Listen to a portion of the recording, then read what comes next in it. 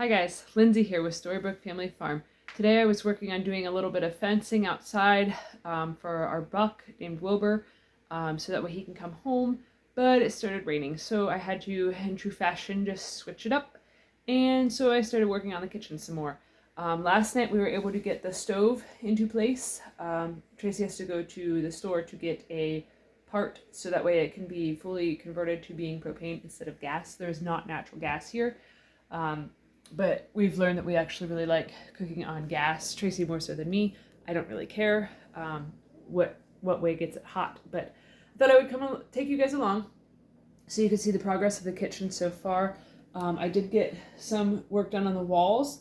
This is actually the same gray that is in our bedroom, but for some reason in the kitchen it looks blue. I'll turn off the light to see if maybe that helps the lighting get better in here. And I think that made it worse. Alright, so you guys will just have to bear with the phone being goofy with the light. So we have our stove in place now. The countertop is done and secured. The sink has been caulked and is actually fully functional now. We had a bit of a snafu with that. For some reason the supply lines kept leaking, so we had it shut off for a couple of days, hence the dishes piling up. And after it sat for a few days, it ended up fixing itself, so it's no longer leaking. Our toilet did that too, so that was kind of a nice thing. For our toilet, the flange gasket needed to set further and for a longer period of time, so it kept leaking, but it eventually stopped. So no longer having any leaks, but the sink, the drain was leaking too, but now it's no longer leaking due to us not using it for a few days. So we got our fridge in its home. It is fully functioning. The countertops up there, or the cupboards up there, still aren't dialed in to look really super nice or anything. There was a whole bunch of drawers and cupboard doors that were missing whenever we bought the place. For some reason they had already taken a bunch of the drawers out and had them sitting on the front porch. So I don't know where the other cupboard doors are, but I'll have to make some. So for a while we're just gonna have open cupboards because I don't have time for that. That'll probably actually be a wintertime project, so we'll just have to get used to the way it looks, I suppose. Or maybe get some fancy dishes to put in so it looks nice. I don't know. We're not very fancy people. So we got our microwave up there, so that way it's able to cook us some food, heat things up for us. And then, as you can see down here, all of the drawers for right there are missing. There's no cupboard doors there. And then on this side of the counter, there are a drawer here and a drawer for there. We actually do have those drawers, but they have swollen from being outside. So I have to take the sander to them and sand them down enough that they can actually fit in place.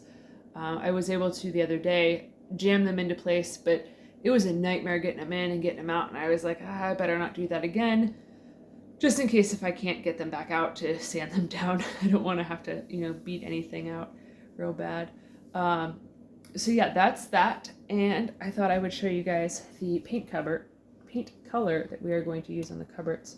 Oh, and that weird metal thing behind me, that is a Berkey water filter. We had used that while we were living in the camper, just for our drinking water, so we already had it, so we figured we might as well use it here. We do have a whole house filter here.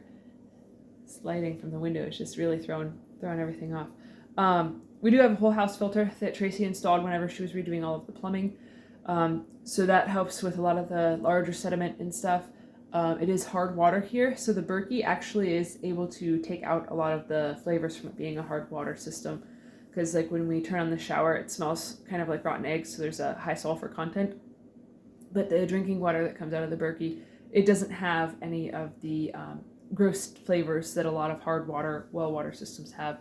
The previous owners at some point had bought a water softener and have left it in the box in the basement. So at some point we're probably going to install that, but that is not a project for now. For now, we're just really focusing on making everything as livable as possible. So with that being said, I figured I would set you guys down so that way I can open up this paint can to show you guys the color that we are using. This color is called Hypnotic Sea, and then the gray color that's on the walls upstairs, and then it's also here in the kitchen. That is called After the Storm. And we just got them at Menards. I can't remember if the colors are actually from the Pittsburgh paint. That's what we have been using, or if they were a Dutch Boy color or what color they came from. But any of the colors can be used for any of the paint bases pretty much, so it's kind of a nicety. So this is the color. This is really pretty. I had one of this color in our room initially, and then Tracy vetoed that and said that the blue that was in our room, that was called Mediterranean something. Mediterranean blue, that's what it was. She wanted that for the kitchen cupboards, and I was like, I don't really like that for the kitchen cupboards. And she's like, fine, we'll put it in our bedroom and put the Hypnotic Sea on the cupboards. And I was like, okay. So we really like a lot of different blues and green tones. It just really speaks to our souls, I suppose. And then this kitchen is one of those things that we've deep cleaned it a few different times, and it still just feels dirty and disgusting in here. So that's why I'm painting it, because there's only so clean you can get something. And if it still feels dirty after doing your best of cleaning it, chances are it's always going to feel dirty. The people that lived here before us, they were not cleanly people, I would assume, by how much trash they left outside and how many trash piles there was outside, and still are. That was just the way that they lived their lives. Cleanliness was not high on their list of priorities. So, bring you guys over here so we can see the nastiness of the cupboards.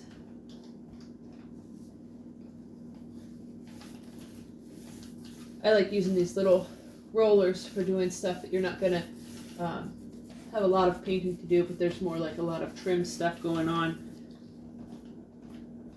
I actually love to paint. My favorite way to paint, though, is with a brush, and I know that from personal experience of painting our kitchen at the old house, that doing it all with a brush, it takes way too long. Because when I painted the cupboards, they used to be a chocolate brown color. I painted them white, and it took probably like 7 coats of paint, and I did it all by brush. It took forever, and I don't want to deal with that, because I know this is going to take multiple coats.